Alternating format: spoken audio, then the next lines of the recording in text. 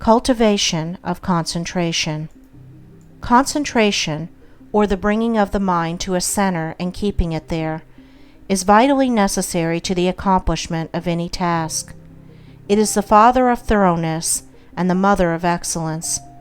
As a faculty, it is not an end in itself, but is an aid to all faculties, all work. Not a purpose in itself, it is yet a power which serves all purposes.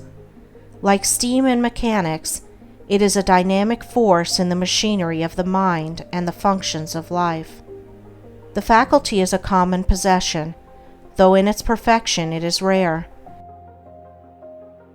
Just as will and reason are common possessions, though a perfectly poised will and a comprehensive reason are rare possessions, the mystery which some modern mystical writers have thrown around it is entirely superfluous.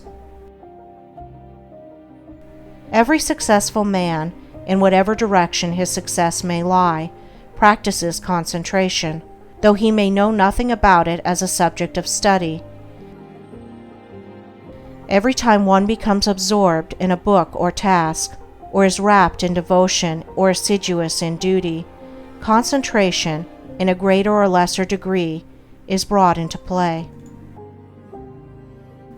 Many books purporting to give instructions on concentration make its practice and acquisition an end in itself. Then there is no surer nor swifter way to its destruction.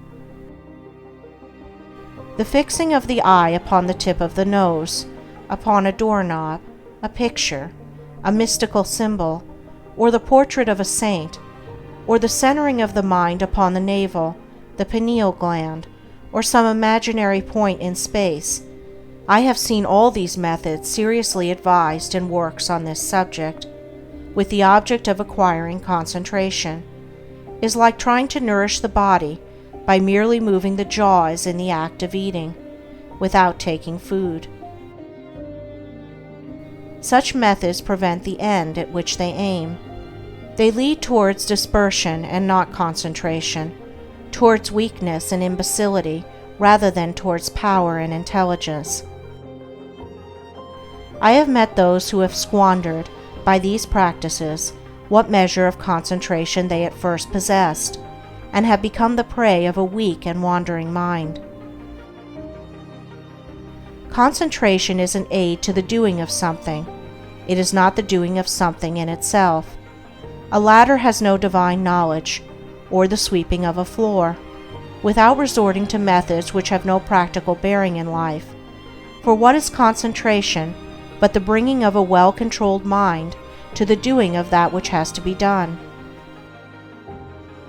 He who does his work in an aimless or hurried or thoughtless manner, and resorts to his artificial concentration methods, to his doorknob, his picture, or nasal extremity, in order to gain that which he imagines to be some kind of mystical power, but which is a very ordinary and practical quality, though he may drift towards insanity, and I knew one man who became insane by these practices, he will not increase in steadiness of mind.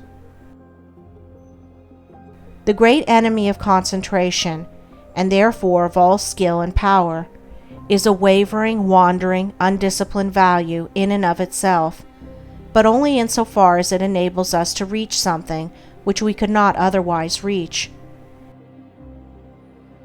In like manner, concentration is that which enables the mind to accomplish with ease that which it would be otherwise impossible to accomplish, but of itself it is a dead thing, and not a living accomplishment. Concentration is so interwoven with the uses of life that it cannot be separated from duty, and he who tries to acquire it apart from his task, his duty, will not only fail, but will diminish, and not increase, his mental control and executive capacity, and so render himself less and less fit to succeed in his undertakings. A scattered and undisciplined army would be useless. To make it effective in action and swift in victory, it must be solidly concentrated and masterfully directed. Scattered and diffuse thoughts are weak and worthless. Thoughts marshaled, commanded, and directed upon at a given point are invincible. Confusion, doubt, and difficulty give way before their masterly approach. Concentrated thought enters largely into all successes and informs all victories. There is no more secret about its acquirement than about any other acquisition, for it is governed by the underlying principle of all development, namely, practice. To be able to do a thing, you must begin to do it, and keep on doing it until the thing is mastered. This principle prevails universally, in all arts, sciences, trades, in all learning, conduct, religion. To be able to paint, one must paint.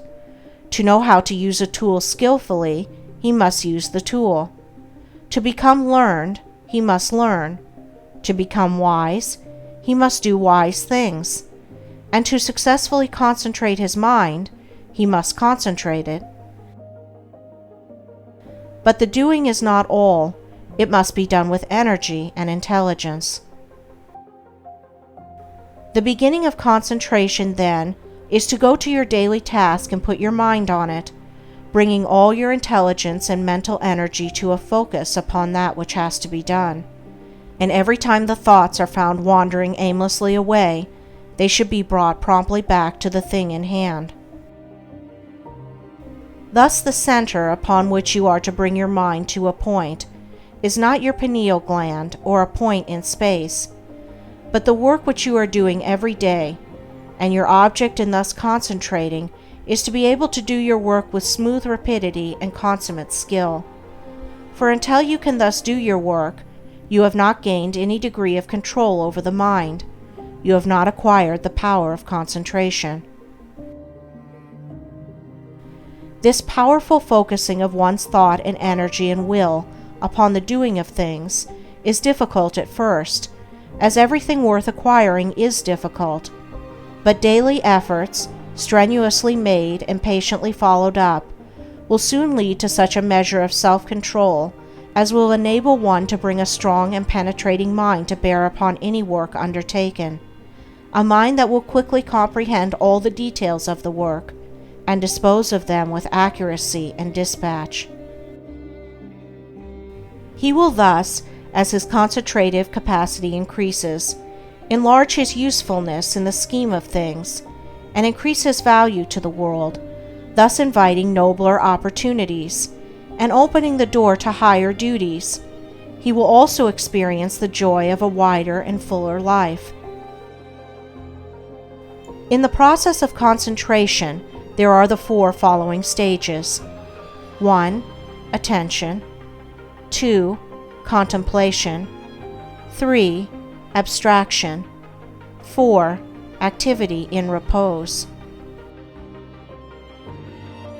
At first the thoughts are arrested, and the mind is fixed upon the object of concentration, which is the task in hand.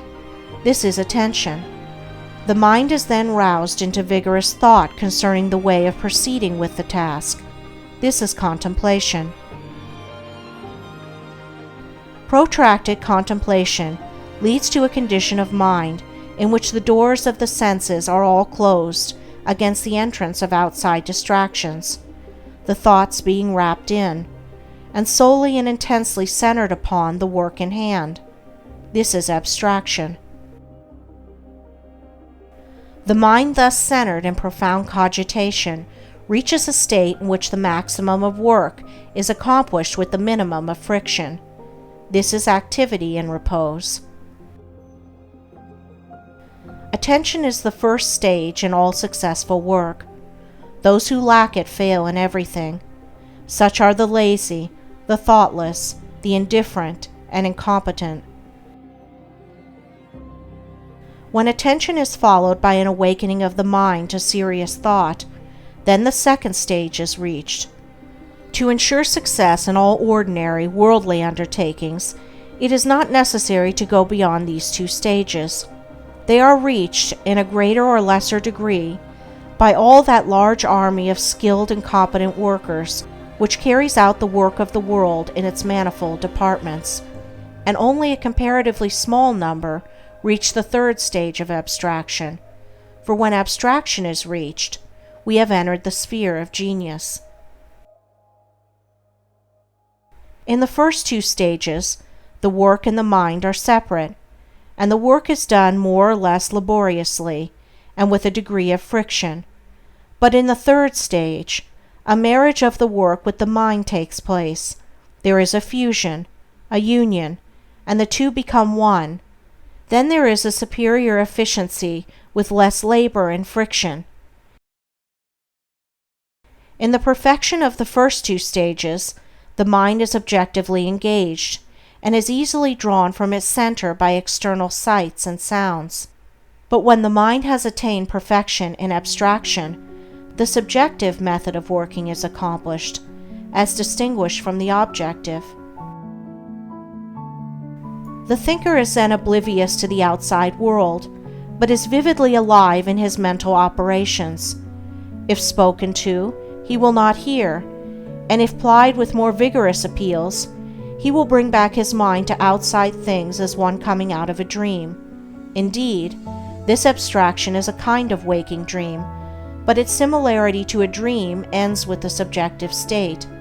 It does not obtain in the mental operations of that state, in which, instead of the confusion of dreaming, there is perfect order, penetrating insight, and a wide range of comprehension. Whoever attains to perfection in abstraction will manifest genius in the particular work upon which his mind is centered. Inventors, artists, poets, scientists, philosophers, and all men of genius are men of abstraction. They accomplish subjectively, and with ease, that which the objective workers, men who have not yet attained beyond the second stage in concentration, cannot accomplish with the most strenuous labor.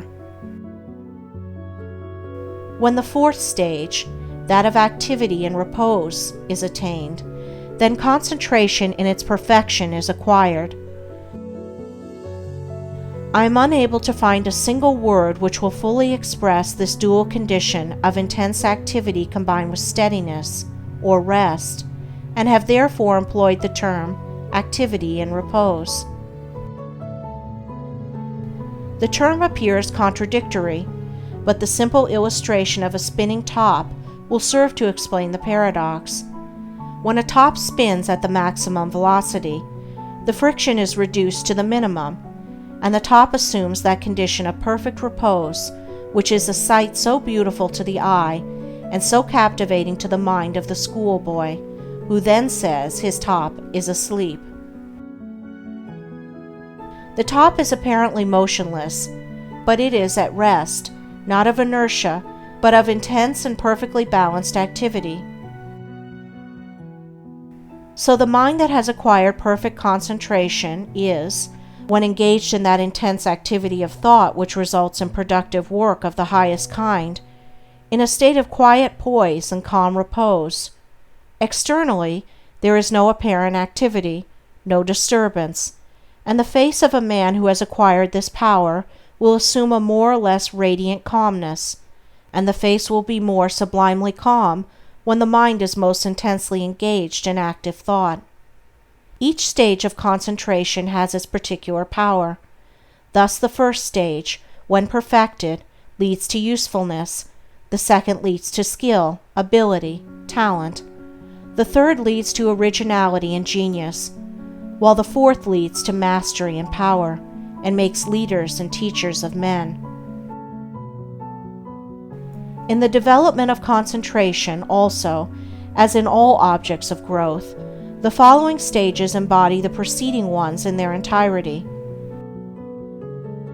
Thus contemplation, attention is contained. In abstraction, both attention and contemplation are embodied. And he who has reached the last stage brings into play, in the act of contemplation, all the four stages. He who has perfected himself in concentration is able, at any moment, to bring his thoughts to a point upon any matter, and to search into it with the strong light of an active comprehension. He can both take a thing up and lay it down with equal deliberation. He has learned how to use his thinking faculties to fixed purposes and guide them towards definite ends. He is an intelligent doer of things, and not a weak wanderer amid chaotic thought.